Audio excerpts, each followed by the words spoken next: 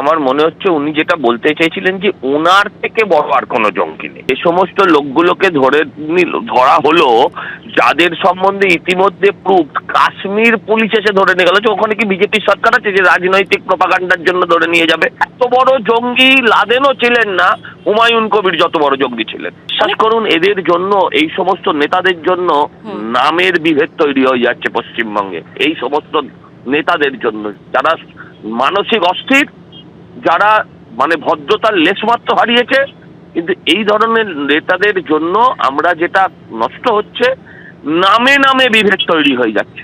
এখানে কোনো জঙ্গি নেই। কি হচ্ছে এখন, যেটা হচ্ছে সেটা হচ্ছে যে কেন সেন্ট্রাল এজেন্সি তাদের এফিসিয়েন্সি নষ্ট হচ্ছে। এখন তো সেন্ট্রাল এজেন্সি যারা আছে তারা পলিটিক্যাল মাইলেজের জন্য কেস করে, আমাদের ওপরে কেস করে তারা পলিটিক্যাল, তাদের যারা অভিভাবক তাদের ফলো করে।